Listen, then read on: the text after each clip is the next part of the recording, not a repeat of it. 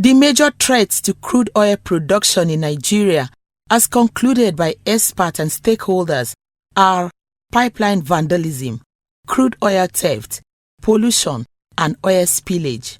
No doubt these problems had resulted in serious environmental degradation and conflicts. In addition, crude oil exploration has dislodged farmers and fishermen of their means of livelihood. In Rivers State, a deep black powdery substance known as soot that health experts say can cause respiratory disease and even cancer was a nightmare in Port Harcourt. Some experts and people from oil host communities spoke to Silverbird News 24 on how oil discovery turned into a happy, sad story. We have lost a lot of mangrove, we have lost a lot of seafood, we have lost a lot of what we call the beautiful cassava that we used to have in Ogoni land. We are now slaves, and then we are having what we call food insecurity. The Nigerian state lackadaisical attitude and insecurity of Nigeria do not focus on the ocean area. Most things that are done in the seas and the ocean, where the oil companies have partitioned our environment. Who is policing them there? Who is looking at their activities there, their production? The sea fish that we are eating, if you open the belly, it's already contaminated. And the question we continue to ask, if you are divesting, what about legacies of your operations? Who are you divesting those ones to? Are you divesting also those legacies of environmental degradation, denial of access, destruction of the social fabric of the society? So we felt that no.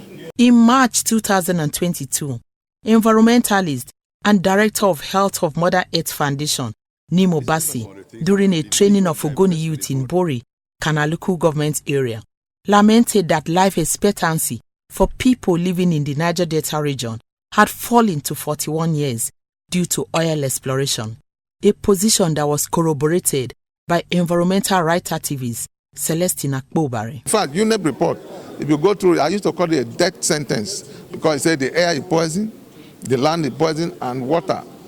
To make matter worse, that it has benzene, a cancer-causing carcinogen. So when such a thing happens in our environment, three things happen: poverty, hunger, and health hazards. People start dying, and that's why if you go to the Ogoni area, death is prevalent. It becomes, if you go there every weekend, it's like a festival. In fact, sometimes ambulances miss way to go to the wrong places because there are too many. So life becomes so short. You can meet somebody in the morning, walking in the afternoon, the person is dead.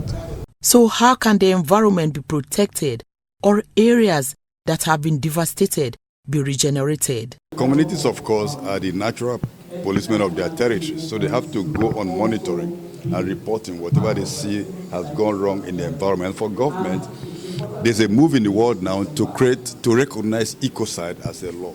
Ecocide in the same range as genocide, as war against humanity, war crimes, as unusual crimes, so that anybody who has damaged the territory, the land, should be held accountable and they should pay for it.